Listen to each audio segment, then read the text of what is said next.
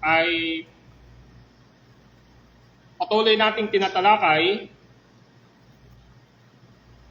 ang sinasabi sa Belgic Confession of Faith, Article 27. At dito ngayon ay ating pinag-aaralan ang the four characteristic of the church, ang apat na katangian ng iglesia. Na isang banal na kalipunan ng mga Kristiyanong mananampalataya na lahat ay umaasa kay Jesucristo sa kanilang kaligtasan na mga hinugasan ng kanyang dugo, binanal at tinatakan ng Espiritu Santo. Ang iglesyang ito, simula pa ng sanlibutan at magpapatuloy hanggang sa katapusan nito, isang malinaw na patotoo ang dahilan na si Kristo ay walang hanggang hari na kung walang mga nasasakupan, ito ay hindi mangyayari. At ang banal na iglesyang ito ay pinangangalagaan o tinutulungan ng Diyos laban sa pangangalit ng buong sanlibutan. Bagamat siyang magkaminsan ay makikitang napakaliit at sa mata ng mga tao ay mauuwi sa paglaho. Tulad sa panahon ng panganib na paghahari ni Ahab nang ang Panginoon ay nagpahayag. Gayon, may iniwang ko'y 7,000 sa Israel, lahat ng tuhod na hindi nagsinuhod kay Baal. Nagtagpa, ang banal na iglesyang ito ay hindi sakop lamang, saklaw o limitado sa isang dako o sa ilang mga tao. Bagkus ay nakakalat at naganap sa buong sanlibutan. Gayunpamay na pag-uugnay-ugnay sa puso at kalooban sa pamamagitan ng pananampalataya sa iisa at pareho Espiritu. So dito sa binasa nating Article 27, pinakita ni Guido de Bres kung ano ang iglesia ng ating Panginoong Jesucristo. Ang church na ito ay pinahayag ng Diyos sa pamamagitan ng kanyang banal na kasulatan sa iba't ibang katangian na itinuro at ipinahayag ng banal na kasulatan. Sa pagdaan ng kasaysayan ng iglesia, mayroong 4 na pinapahayag ang mga mananampalataya. Isa na rito ay ang ating tinatawag na creed na naisulat noong 325 at ang pangalan ng creed na ito ay walang iba kundi ang Nicene Creed o Nicene Creed na nagpapahayag at nagsasabi o nagsalita patungkol sa katangian ng iglesia. Ang sabi rito, and I quote, I believe one holy, Catholic, and Apostolic Church. End quoted. Sumasampalataya ako sa isang banal, katolika, at apostolikang iglesia. So, tinranslate ko sa Tagalog. Itong kredong ito ay naisulat pa noong 325 AD na kung saan mahigit 100 at 700 taong, 1,700 taong mahigit na ang lumilipas ay patuloy na kinikilala at pinapahayag ng mga iglesia at Kristiyanong yung the church unity. The church unity. Pinakita natin doon sa ating pag-aaral, ang sabi, I believe one. Sabi ron, naniniwala ako sa isa. Kaya kahit na po yung Article 27 ng Belgic, ang sabi, sumasampalataya kami at nagpapahayag ang isang church. Now, nakita natin ay ang the church holiness o ang kabanalan ng iglesia. Now, this is our point number 2 sa ating pag-aaral regarding sa the 4 characteristic of the church o sa apat na katangian ng church. Now, the church is holy. Ang iglesia ay banal. Sabi ho ng Article 27 ng Belgian Confession, na sabi, I believe this holy church. Pansin niyo ang sabi rito, I believe ay nagpapahayag na meron lamang banal na iglesia, holy church. Now, if you notice, the Nicene Creed wrote back to 325 AD, and the Belgian Confession was written in 1561. So, kung ating makikita, progressively, medyo mahaba-haba ang differences ng gap ng years. Subalit nagpapakita na mayroong banal na iglesia, a holy church. Now, pag ba sinabing banal, ano ba ang ibig sabihin iparating dito? Now, gusto nating pakita na ang church ay ecclesia, ang church ay called out. Called out in what? Called out from darkness unto the marvelous light. Tinawag mula sa kadiliman tungo sa kagilagilalas na kaliwanagan. Please open your Bible in 1 Peter chapter 2, verse 9. 1 Peter chapter 2, verse 9. At dito makikita natin kung paanong pinahayag ng salita ng Diyos through Apostle Peter ang gusto niyang ipakita sa banal na iglesia. 1 Peter chapter 2, verse 9. Ganito ang sabi ng Word of God. Datapwat kayo isang lahing hinirang, mga saserdote ng hari, isang bansang nakatalaga sa Diyos, pinili kayo ng Diyos upang maging Kanya at maghayag ng mga kahangang-hangang gawa niya. Siya rin at tumawag sa inyo mula sa kadiliman tungo sa Kanyang kagilagilalas na kaliwanagan. Mga kapatid, si Apostle Peter ay nagturo at nagpahayag sa mga unang iglesia at mananampalataya na binabanggit dito na ang ating Panginoong Diyos, ang ating Panginoong Jesucristo, ang siyang tumawag sa atin. Siya ang tumawag sa atin. Tinawag niya sa tayo saan? Mula sa kadiliman, and darkness is symbolized ng kasalanan. Ang kadiliman ay sumisimbolo sa kasalanan, ang kadiliman ay sumisimbolo sa pagiging depraved o makasalanan ng tao. Doon niya tayo tinawag at ang sabi, tungo sa kanyang kagilagilalas na kaliwanagan. We are called to His marvelous light. At alam natin, who is the light of this world? The light of this world is no other than Jesus Christ Himself. At ang sabi ni Jesus, ako ang ilaw ng sanlibutan. Maliwanag na pinakikita rito na ang isang mananampalataya na ngayon ay dapat namumuhay sa kaliwanagan. Namumuhay dapat sa liwanag. Namumuhay dapat sa kabanalan. Namumuhay sana dapat sa katwiran ng ating Panginoong Jesucristo. In other words, to be holy means to be set apart. Kapag ka po sinabing banal, ang ibig sabihin po nito ay to be set apart. Inihiwalay mula sa. So maliwanag ang sabi ni Apostle Peter, saan niya tayo hiniwalay? Sabi ng 1 Peter 2:9, hiniwalay niya tayo, tinawag niya tayo mula sa kadiliman. So maliwanag na hiniwalay tayo ng Diyos sa kadiliman.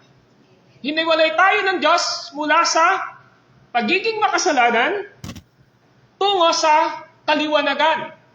So, ibig sabihin, we are not living now in darkness.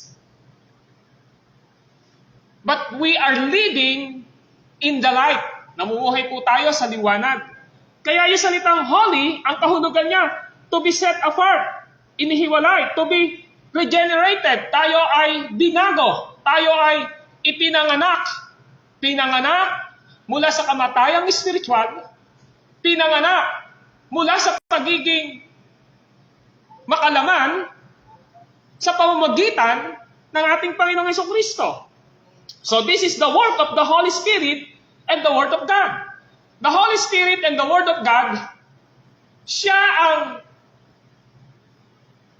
ginamit ng ating Panginoong Diyos upang tayo ay magkaroon ng pagbabago o ng regeneration o ng bagong kapanganakan nang sa ganon ay maintindihan natin sa ating mga buhay kung ano ang ginawa ni Jesus sa cross ng Kalbaryo para sa atin.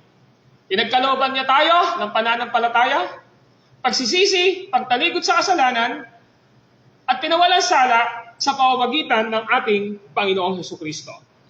So, to be set apart, to be regenerated, is the work of the Holy Spirit and the Word of God. Ang Holy Spirit po at ang Word of God ang siyang gumagawa at gumawa sa atin upang tayo ay makuha mula sa kadiliman ng ating pagiging makasalanan tungo sa kanilang-ginalas na kaliwanagan o pananampalataya kay Kristo. Kapatid, ang church ay may katangian sa pamamagitan ng kabanalan sapagkat ang mga tao o ang mga kasama sa church na pinili at nilikom ng ating Panginoong Diyos sa kanyang iglesia ay pinawalang sala sa pamamagitan ng dugo ng ating Panginoong Jesucristo. At tayo ay nilinis o sinantify sa pamamagitan ng Espiritu ng ating Panginoong Jesucristo. That's why the church is a gathering of a holy people. Kakaiba at hindi matutukoy na nasa panig ni Satanas. So very clear, the church is a gathering of a holy people. Now, we are holy because of the imputation of Christ's righteousness. Bakit tayo naging banal? As a gathering of elect people in the church, bakit tayo naging banal? Naging banal tayo in the nature of what Jesus has done for us. Nung namatay si Kristo sa krus, para bayaran at akuin niya ang ating mga kasalanan, nilibing siya ng ikatlong araw, pero nabuhay, at ito ay sinasabi ni Apostle Paul in 1 Corinthians chapter 15, na si Kristo ay namatay para sa ating mga kasalanan. Siya ay nilibing, subalit nabuhay para sa ating kaligtasan. So lahat ng pinili ng ating Panginoong Diyos Ama, na tinubos ng ating Panginoong Jesucristo sa cross ng Kalbaryo, ay binorn again ng banal na Espiritu, binago, ni-regenerate, pinagkalooban ng pananampalataya sa kanilang kalooban at puso upang dalahin sila at akayin sila sa pananampalataya sa natapos na ginawa ni Jesus.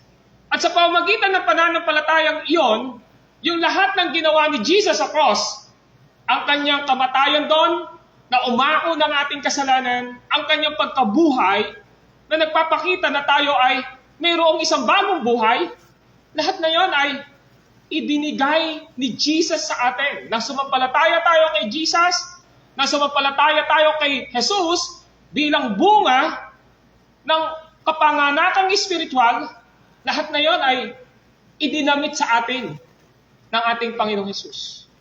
Ngayon, nung nakita ng Father yon, ng God the Father yon, tayo ay pinawalang sala sa ating mga kasalanan. Paano tayo napawalang sala? Dahil kay Kristo. So na tayo ay napawalang sala, lahat ng kasalanan na meron tayo, na naman na nating kay Adan, nung pinanganak tayo, naging makasalanan tayo, lahat ng iyon ay pinawalang sala ng ating Panginoong Diyos. Even in our present sin and our future sin was forgiven by the Father dahil kay Kristo. So yun po yun. Kaya pag tinitingnan tayo ng Diyos, we are holy, banal. Hiniwalay na tayo mula sa pagiging makasalanan. At ano ang basihan? Bakit niya tayo tinitingnan na banal? Wala pong iba. Dahil sa katwiran ni Kristo na nakikita sa atin. And do you believe sa ating mga sarili na ang ating katawan ay templo ng Diyos at ang Espiritu Santo ay nananahan sa atin? Hindi mo pwedeng sabihin natin na tayo ay anak ng Diyos. Hindi natin pwedeng sabihin na banal tayo kung wala sa atin ang Espiritu Santo at ang Diyos na nananahan sa atin. That's why the church is a gathering of a holy people. Kakaiba at hindi matutukoy na nasa panig ni Satanas. We are not in the side of Satan. Bagamat sa mundong ito, there are two kingdoms. The kingdom of evil ni Satan, ng Diablo, and the kingdom of God. That's why we are always engaged in the battles, in the warfare. Palagi ho tayong nakalagay sa paikipagdigma sa takbo ng impluwensya ng Diablo. We have three enemies, ang Diablo, ang takbo ng sanlibutan, na yung laman natin ay naaakit ng sanlibutan. So the word holy means to be set apart, to be regenerated. Now the question is here. Mainig po tayo. Ang ibig sabihin ng salitang banal ay to be set apart. Hiniwalay ka na ng Diyos. Yes, nabubuhay tayo dito sa mundo, at ang sabi ni Jesus Christ, hindi niya tayo inalis sa mundong ito unless namamatay tayo. Pero everyday we are living here in this world, sa mundong ito. At ang mundong ito ay napakaraming nakakaakit na kasalanan. At napaka-prone po nating lahat dito. Napaka-prone natin. Kapag nakita ng mata natin, kapag nagnasa ang isip at puso natin, kapag nag-decide tayo dahil maganda, nasasarapan, nahuhulog tayo sa pagkakamali. We are prone sa pagkahulog sa kasalanan. And no one exempted sa lahat ng ito. Hindi ho pwedeng sabihin natin na ikaw lang yon, ako lang yon. Every one of us are subject saan? Sa mga bagay ng mundong ito. Ito ang pinakamaganda. Subalit, dapat nating maintindihan na dahil we are member of the body of Christ, sa katawan ni Kristo, dahil bahagi tayo ng katawan ng ating Panginoong Jesucristo, ang tanong natin ngayon dito ay ito. Paano tayo namumuhay ngayon sa mundong ito? Inihiwalay ba natin ang ating sarili sa kasalanan? O hinahayaan natin na ang ating sarili ay dalahin at takayin ng kasalanan? If the word holy means separated, hinihiwalay, to be set apart o hiniwalay, meron po tayong dapat na maintindihan. At ano yung dapat na maintindihan natin? Dapat maging maingat tayo to set apart, ihiwalay natin ang ating mga sarili sa mga takbo ng sanlibutan. The system of this world is the instrument of devil and Satan to lead us to temptation or to doing sin sa ating mga buhay.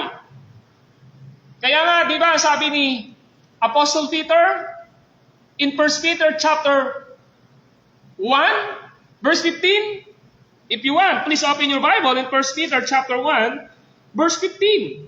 Yamang ang Diyos na humirang sa inyo ay banal, dapat kayong magpakabanal anuman ang inyong ginagawa. Ayon sa nasusulat, magpakabanal kayo sapagkat ako ay banal. Mga kapatid, please check ourselves. Pwede mo ba na suriin natin ang ating mga sarili ngayon? Inihiwalay ba natin ang ating sarili sa paggawa ng kasalanan? Kung alam natin na ang pupuntahan natin ay magdadala sa atin para makagawa tayo ng kasalanan, dapat na gawin natin ay hindi na tayo pumunta sapagkat alam natin na mahuhulog tayo sa kasalanan. Alam natin kung ano ang pros and cons ng kasalanan. Alam natin sa ating mga sarili ano ang kasalanan at ano ang kabanalan. Kapag sinabi natin kabanalan, tumutukoy ito sa pagsunod natin sa ating Panginoong Jesucristo. So, tumutukoy ito sa pagsunod natin sa banal na Espiritu na gumagawa sa ating buhay. Tumutukoy ito sa pagsunod natin sa salita ng ating Panginoong Diyos. Pero kapag kasalanan, tumutukoy ito sa kabaliktaran at paglabag at hindi natin pagsunod sa utos ng ating Panginoong Diyos. And we are missing the mark of God's Word. Hindi natin nalalakaran ang dapat nating lakaran sa salita ng ating Panginoong Diyos. So the question is, paano natin inihiwalay ang ating mga sarili para sa ating Panginoong Diyos at hindi para sa kasalanan o takbo ng sanlibutan ito? Paano? Kamusta ang ating pamumuhay araw-araw? Kamusta ang ating pakikisalamuha sa mga kapwa nating tao? Kamusta ang iyong relasyon sa ating Panginoong Jesucristo? Kamusta ang buhay mo sa pribadong pamumuhay mo na nag-iisa ka? Kamusta ang pamumuhay mo sa publikong pamumuhay mo na kasama mo ang iba? Alam nyo, sinasabi ni Apostol Pablo ay ganito. In Romans chapter 12, verse 1 and 2, alam ni Apostol Paul na sa kabila na tayo ay ligtas, sa kabila na tayo ay banal, dahil sa katwiran ng ating Panginoong Jesucristo. Sa kabila na ang church ay banal, alam ni Apostol Paul na we are under sanctification.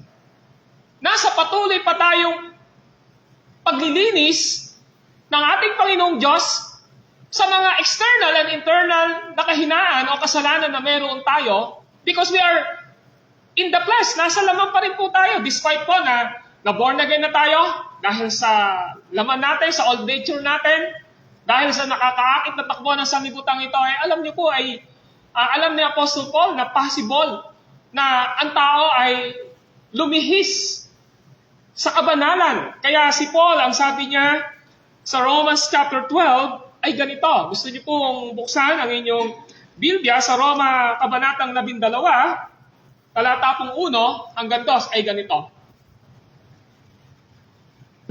Ganito po ang sabi ng Word of God. Romans chapter 12, verse 1 and 2. Kaya nga mga kapatid, alang-alang sa masaganang habag ng Diyos sa atin, ako'y namamanhik sa inyo. Ano sabi niya? Namamanhik. Ano ibig sabihin ng nakikiusap? Nakikiusap ako sa inyo. Ano sabi niya? Ialay ninyo ang inyong sarili. Ialay ninyo ang inyong sarili. Offer your life. Kanino natin ialay ang ating sarili? Ang sabi? Ialay ninyo ang inyong sarili bilang handog na buhay, banal, kalugod-lugod sa Kanya. Kalugod-lugod kanino? Sa Diyos. So sabi niya, namamanik ako sa inyo mga kapatid. Ialay ninyo ang inyong mga sarili bilang handog na buhay, banal at kalugod-lugod sa Kanya, sa Diyos. So meron tatlong sinasabi.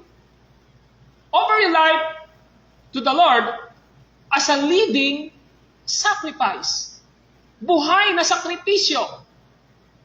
May sacrifice ba sa English po kasi?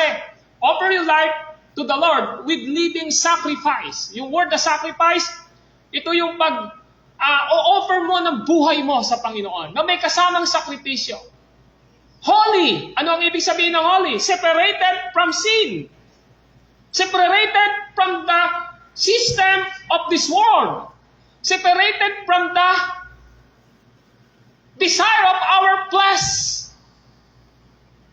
Alam niyo, minsan yung mga past experience natin, yan yung makalakas makahatak ng laman natin. Yung mga na-experience natin, yung mga dinaanan natin sometimes, sa kabila na tayo ay mananampalataya na, lumalabas pa yan.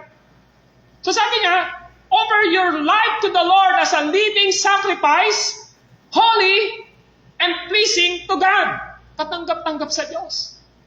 So nakita niyo ba na yung buhay natin, katanggap-tanggap ba sa Panginoong Diyos everyday? Yes, we are pleasing, accepted sa Diyos dahil kay Kristo. Anak tayo ng Diyos eh. Pero ang tanong natin, yung way of life ba natin nagiging katanggap-tanggap sa Diyos? Halimbawa, if you are parent, or mother or father, yung anak mo hindi namumuhay ng maayos. Pag tinignan mo, yung bang ginagawa niya ay katanggap-tanggap sa iyo. Sasabihin mo, anak, yung ginagawa mo na yan parang hindi maganda, hindi katanggap-tanggap. So ano gagawin mo? Pinapayuhan mo siya. Sometimes, dinidisiplina natin. Sometimes, binibigyan natin ng mga prevention sa kanya upang hindi siya magpatuloy sa kanyang ginagawa. Why? Because hindi ito katanggap-tanggap sa iyong sarili, hindi ito katanggap-tanggap sa iyong paningin. So sabi ni Paul, I beseech you, nakikiusap ako sa iyo. Ihandog mo, ialay ninyo ang inyong sarili bilang handog na buhay, banal, at kalugod-lugod sa Kanya sa Panginoong Diyos. At ano sabi? Ito ang karapat-dapat na pagsamba ninyo sa Diyos. So kung namumuhay po tayo na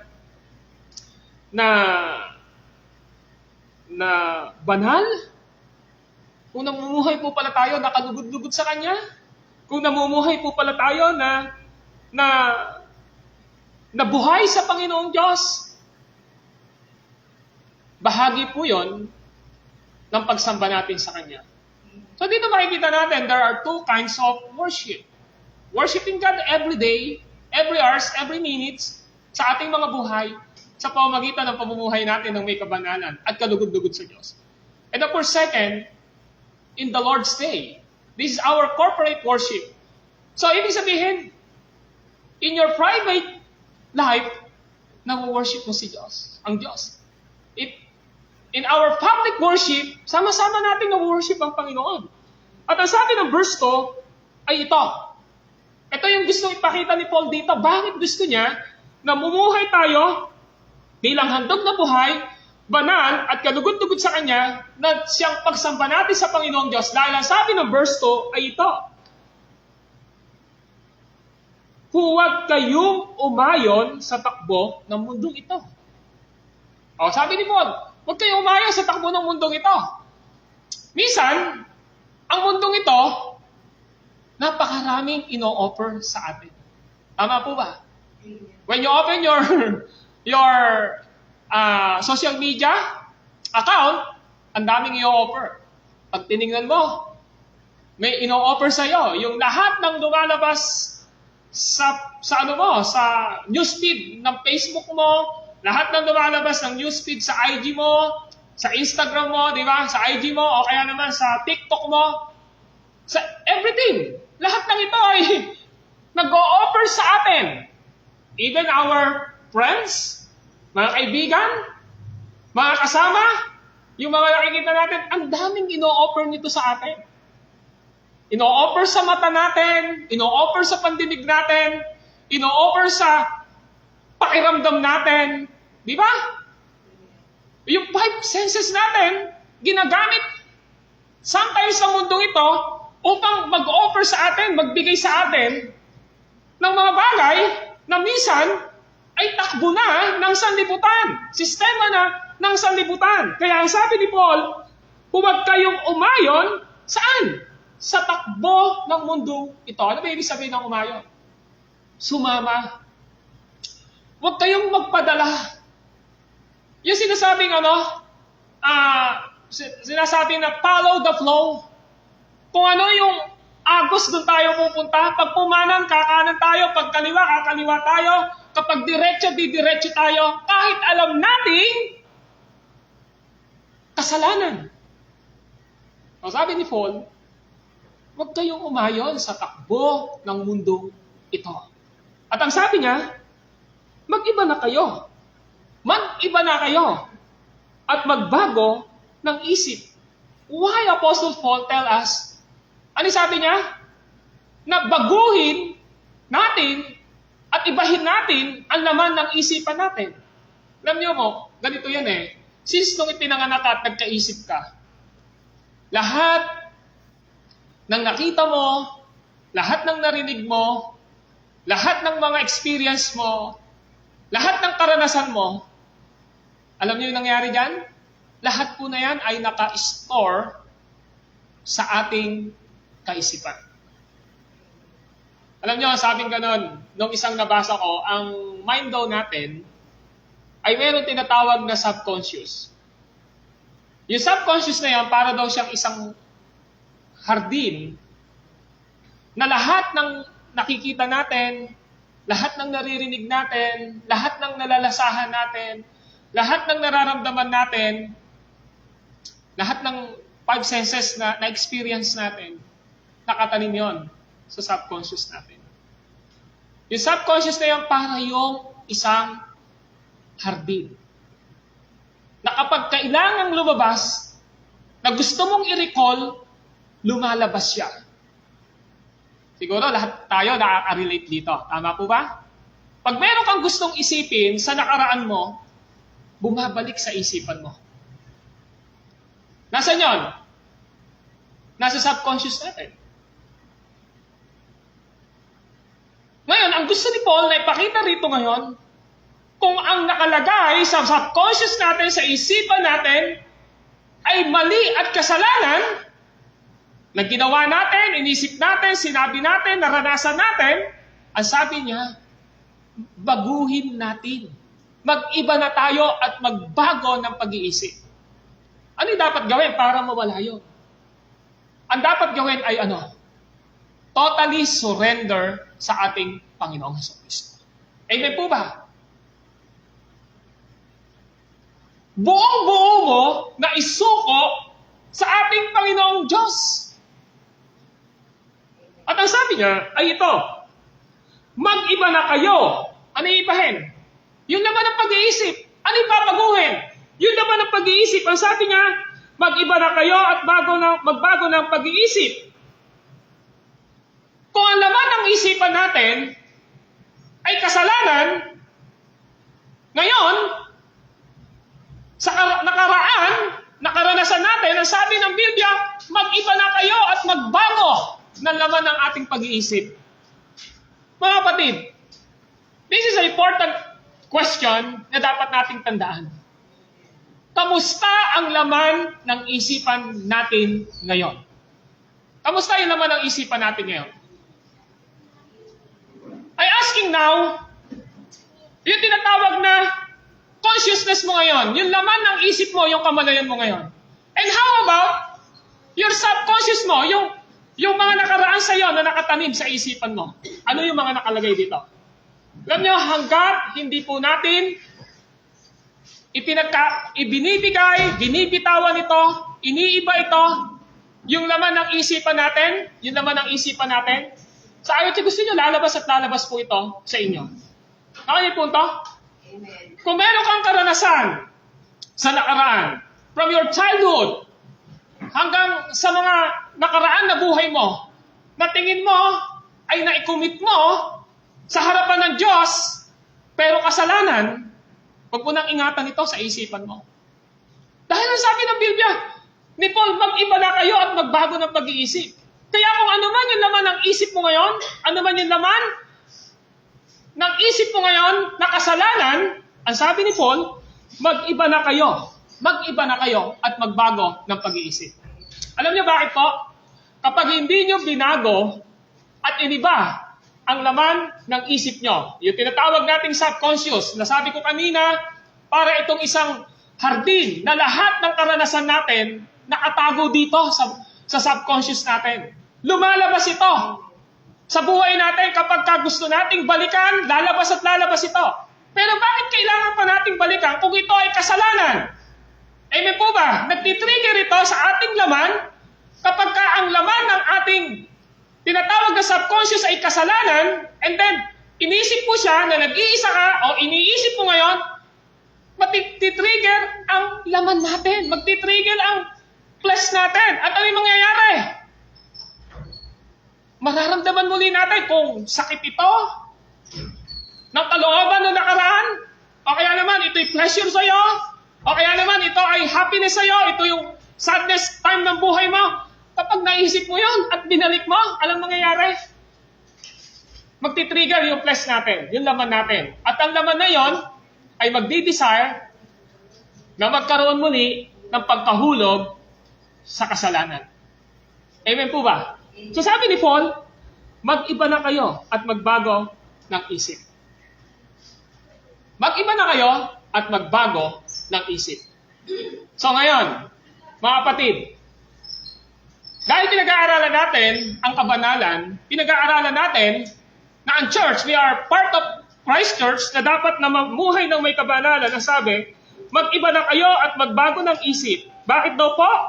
Upang mabatid ninyo ang kalooban ng Diyos kung ano ang mabuti na kalulugod sa Kanya at talagang ganap. Alam niyo mga kapatid, maliban na alam natin ang ating katayuan sa harapan ng Diyos. Ano yung katayuan natin sa harap ng Diyos? Inaral natin kanina na tayo ay banal sa Kanyang harapan dahil kay Kristo. Pero, sa kabila nun, nandito pa tayo sa mundong ito. At patuloy pa rin na yung desire ng flesh natin, minsan, ay naaakit ng takbo ng sanlibutan ito. Nakuha niyo po ito? Dahil nga ho, we are under sanctification sa buhay natin, yung flesh natin, meron pang patuloy na binabago ang Diyos sa atin. Ngayon, hanggat ito po ay nasa kaisipan pa natin, nasa subconscious pa natin, nandito pa sa laman ng isipan natin. Sinasabi ko sa inyo, mula nang nagkaisip tayo, ang dami nating experience sa ating buhay. Tama po ba? Experience sa kasalanan, experience sa mga maling ginawa natin, lahat na yan ay nakatanim sa subconscious natin. At sabi ko po, lumalabas ito at lalabas ito sa oras na nirecall mo ito at binalik-balikan mo ito. E paano kung kasalanan yun? Tama po ba? Eh yung kasalanan na ginawa mo, sarap na sarap ka. Tapos ngayon iniisip mo, magti-trigger yung flesh mo. Pag nag-trigger yung flesh mo, magkakaroon ngayon ng pleasure. Ano yung mangyayari ngayon sa pleasure? Mahulog ka sa kasalanan. Kaya ang sabi ni Paul, mag-iba na kayo at magbago ng pag-iisip. Upang mabatid ninyo kung ano ang mabuti na kalulugod sa Kanya at talagang ganap. Yan ang sinasabi ni Pablo. Kaya mga kapatid, maliwanag na sa ating usapin ngayon na ang church ng ating Panginoong Diyos ay banal. So, because we are one body, bahagi ng katawan ng ating Panginoong Jesucristo, ang gusto ng Lord, mamuhay tayo ng may kabanalan. So ngayon, ang ibig sabihin po ngayon nito ay ito. The word holy means to be set apart. Inihiwalay ba talaga natin ang ating sarili sa kasalanan? Yun yung tanong. To be set apart. The word holy, to be set apart. To be regenerated. Hiniwalay tayo ng Diyos. Saan? Hiniwalay tayo ng Panginoong Diyos para mamuhay ng may kabanalan. Ano pa? Hiniwalay tayo ng Panginoong Diyos upang ma-realize natin na hindi na tayo yung dating pagkatao natin. Bago na po tayo ngayon. Ano yung punto natin? So ngayon, kapag alam natin na ang nagtitrigger na sa isipan natin ay kasalanan, lagi mong iisipin, hiniwalay na ako ng Diyos, tinanggal na ako ng Diyos sa pagiging makasalanan. Amen po ba? Kapag alam mo na ang pupuntahan mo ay matetempt ka, mahuhulog ka sa kasalanan, may mga nakaambang kasalanan, may nakaambang magpapalayo sa iyo sa Panginoong Diyos. Lagi mong iisipin, ang purpose ng Lord, bakit nga ako niligtas, ay upang ihiwalay sa kasalanan at sa takbo ng sanlibutan. Yan gusto po pakita ng Panginoong Diyos. May kanta si sino ba yung may kanta na, O tukso, layuan mo ako. Sino po yan? Di ba? Ibayuhin nyo. Alam nyo po, hindi mo lalayo sa inyo yung tukso. Tama po ba? Ang tukso laging nakasunod. Bakit po? Kahit saan ka pumunta, may tukso Buksan mo nga yung cellphone mo, may tukso Di ba? Tingnan mo nga lang yung mukha ng mga kasama mo, natutukso ka na sa naasar ka o ano yung nakikita mo di ba? Ang tukso lagi hong nakasunod. Kaya hindi yung totoo na sinabing, ang tukso lalayo sa atin, mali po yun. Ikaw ang lalayo sa tukso. Sabi nga ng Bible sa 1 Peter chapter 5, manda kayo't magbantahay. Bakit? Kasi ang diablo ninyo ay parang liyong umaatungan, binabantayan tayo at umahanap ng sina. Ganun po yun Kaya mga kapatid, kapag maliwanag sa atin kung sino tayo sa harapan ng Panginoong Diyos, bakit tayo niligtas ng ating Panginoon, bakit nasa atin ang banal na Espiritu, bakit tayo nilagay ng Panginoong Diyos sa kanyang mga kamay at sa pagiging bahagi ng kanyang katawan o ng church. Simple lang po ang maiisip natin. To walk with holiness sa lahat ng buhay po natin. Amen? Dahil ang Diyos na tumawag sa atin ay banal, dapat kayong magpakabanal anuman ang inyong ginagawa. Yun ang ibig sabihin po natin. Of course, ulit-ulitin ko po sa inyo, lahat tayo ay possible or subject na mahulog sa kasalanan. Amen? Kaya nga, mapakaliwanag sa Biblia na isinulat ang lahat ng ito upang mabalaan at ma-prevent ang mga bagay na pwedeng dumating sa atin na maghuhulog sa atin sa kasalanan. So, wag na po nating balikan yung dati nating ginawa na mali. Ano man laman ang isip natin ngayon na kasalanan, na meron tayo, yung mga past experience natin na tingin natin, nagbigay ng kalungkutan, nagbigay ng kasalanan, nagbigay sa atin ng kahungkagan sa ating pamumuhay, nakita natin ang mga naging pros and cons nito sa buhay natin na hindi maganda. Ang sinasabi ngayon ng banal na kasulatan ay ito. Hiniwalay ka na ng Panginoong Diyos. Magagawa natin ang lahat ng ito dahil sa lakas na kaloob ni Kristo. Let us pray. Panginoon po naming Diyos na banal at makapangyarihan sa lahat. We are thankful, Lord, sapagkat alam namin na ang basis ng aming pamumuhay at pananampalataya ay hindi ang karunungan na sino man sa amin, kundi ang inyo pong mga salita. Ang scripture, ang gospel, ang ebanghelyo ninyo. Panginoon, nagpapasalamat kami sapagkat tinawag nyo kami mula sa kadiliman tungo sa kagilagilalas na kaliwanagan. Upang nasa ganon, ang buhay namin ito ay maialay sa inyo na buhay, banal at kalugod-lugod sa inyo na siyang tanging pagsamba namin. Lord, binibigyan nyo kami ng warning sa aming mga sarili na huwag kaming umayon sa takbo ng mundong ito. Kailangan naming magbago ng pag-iisip at pagkatao upang mapatid namin ang inyong kalooban kung ano ang mabuti ganap at nakalulugod sa inyo. Search our heart, O God, sa umaga pong ito. Siyasatin niyo po ang puso namin. Dahil maliwanag na ang kahulugan ng salitang pamumuhay at pagiging isang banal sa inyong harapan is to be set apart. Inihiwalay niyo po kami. Inihiwalay niyo kami dahil ang buhay namin ito ay pag-aari ninyo. Ang buhay namin ito ay para sa inyo.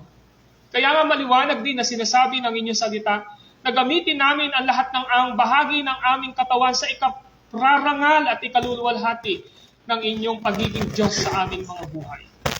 Panginoong Diyos, napakasarap isipin na mahal nyo kami kung bakit nyo po pinahintulutan na aming mapag-usapan, marinig, maipaliwanag ang mga aral na ito. Thank you so much, Lord, for the holiness of your church. Thank you, Lord, for the holiness of every elect and saved believers na nasa inyong katawan. Alam namin yon, Panginoong Diyos. Pero Lord, gusto nyo na mamuhay kami ng may kabanalan. Huwag namin gamiting lisensya ang pagiging anak namin ninyo. Huwag din namin gamiting lisensya ang pagiging isang tiyak ang kaligtasan namin para gumawa kami ng mga mali at kasalanan. Tulungan niyo po, Lord, sa oras na ito, na mangusap ka through your words, through your Holy Spirit, sa puso po namin. Wala po kaming nais na hilingin sa inyo na maging buhay namin ito ay makaranas ng pagtatagumpay sa gawa ng dyablo, sa gawa ng takbo ng sanlibutan, sa kahinaan ng laman. Dahil ito ay para sa aming kabubuti at higit sa lahat para sa kalwalhatian ng inyong banal na pangalan. Continue to bless us, Lord. This is our prayer. In Christ's name, Amen. Palakpakan po natin, Panginoon. Timothy!